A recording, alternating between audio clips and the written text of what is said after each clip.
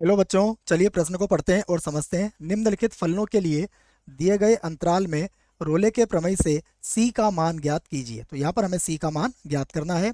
फलन दिया है एफ एक्स बराबर 2x की घात 3 प्लस एक्स का वर्ग माइनस 4x और अंतराल दिया है हमें माइनस वर्गमूल 2 से वर्गमूल 2 तक। यहाँ पर हमें संवृत अंतराल दिया गया है। बच्चों, प्रश्न को हल करने से पहले प्रश्न के लिए मुख्य अवधारणा लिख लेते हैं। तो प्रश्न के लिए मुख्य अवधारणा जिसकी सहायता से इस प्रश्न को हल किया जाएगा।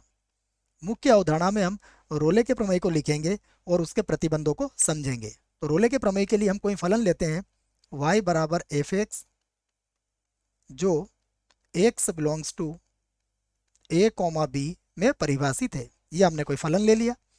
तो पहला प्रतिबंध होता है रोले का कि एफ एक्स अंतराल a कॉमा बी में संतत हो। संतत हो, ये पहला प्रतिबंध होगा इसका। दूसरा प्रतिबंध, एफ एक्स विवृत अंतराल a कॉमा बी में अवकलनीय हो। लिख देंगे इसको, अवकलनीय हो। तीसरा प्रतिबंध भी होता है इसमें, वो भी लिख देता हूं मैं। एफ ए बराबर हो एफ बी के। ये तीन प्रतिबंध होते हैं रोले के प्रमेय के। तब रोले प्रमेय के अनुसार कोई बिंदु C, और C कहाँ मिलेगा आपको? विवृत अंतराल a कॉमा बी में। a कॉमा बी में एफ डैश C बराबर 0 से प्राप्त किया जा सकता है। प्राप्त किया जा सकता है, ये याद रखें आप। और यहाँ पर C के मान 1 से अधिक भी हो सकते हैं बच्चों। अब जो फलन हमें दिया गया है, हम उस फलन को लिख लेते हैं। हमें दिया है एफ एक्स बराबर ये दिया है 2x की घात 3, 2x की घातांक कितनी है? 3। उसके बाद प्लस x की घात 2 प्लस x की घात होगी 2। उसके बाद माइनस का 4x और इसके संगत x बिलोंग्स टू हमें कितना दिया गया है? माइनस वर्गमूल 2 से वर्गमूल 2। ये दिया गया है बच्चों, प्रश्न में देख लीजिए आप। अब हम सबसे पहले यह बात करेंगे कि देखो यहाँ पर x की घातांक सभी क्या है? धनात्मक पूर्णांकों में है। तो यहाँ पर हम कहेंगे कि एफ एक्स एक बहुपदीय फलन है। बहुपदीय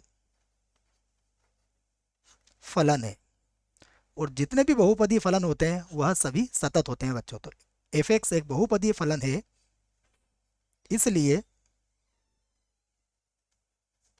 इसलिए अंतराल माइनस वर्गमूल 2 से वर्गमूल 2 में संतत होगा।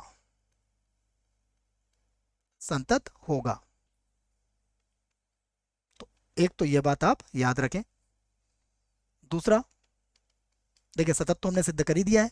अब हम अवकलनीयता की जांच करने के लिए सबसे पहले एफ एक्स को लिखता हूं मैं। एफ एक्स बराबर है 2x की घात 3 प्लस एक्स का वर्ग माइनस का 4x।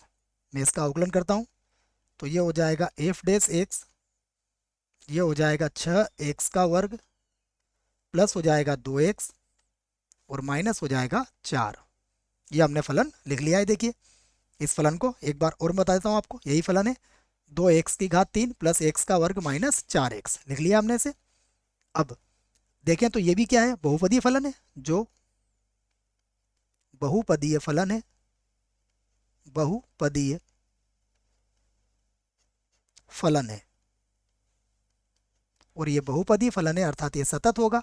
और यदि एफ डैश एक्स सतत है तो एफ एक्स क्या होगा? अवकलनीय होगा। तो इसी बात को हम कह देते हैं।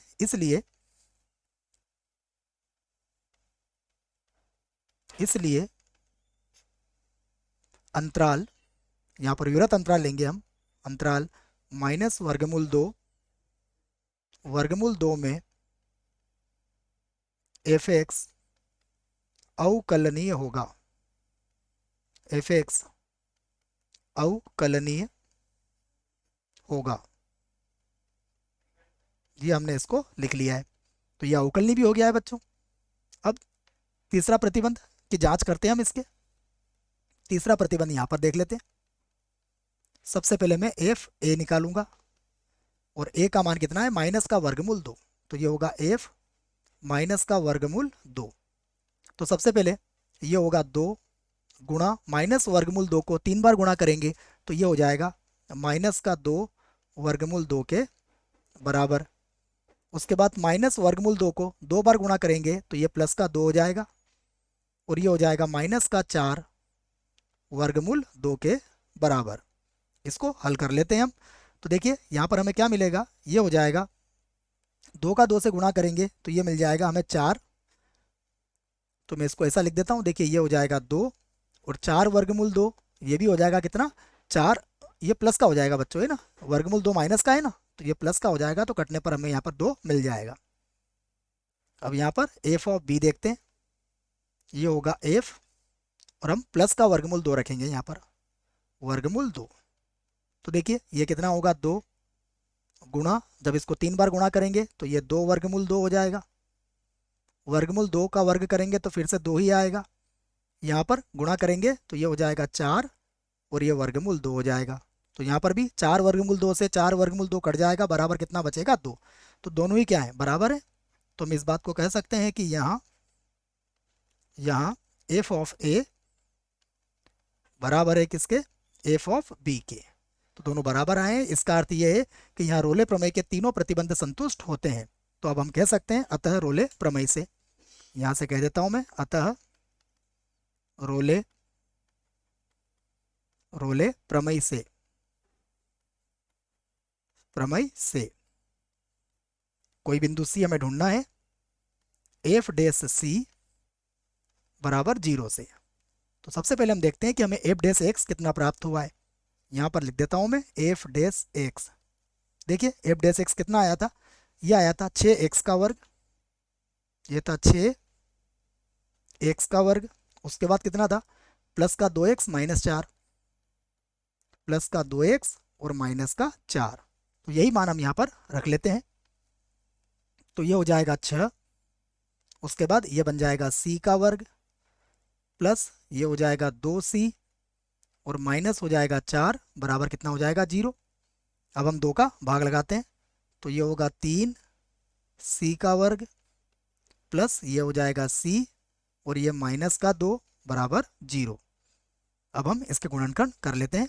तो इसके गुणनखंड होंगे 3c का वर्ग, देखिए यहाँ पर हमें गुणा करने पर -6 चाहिए तो हम इसको लिख देंगे 3c माइनस का 2c और माइनस का 2 बराबर कितना हो जाएगा 0।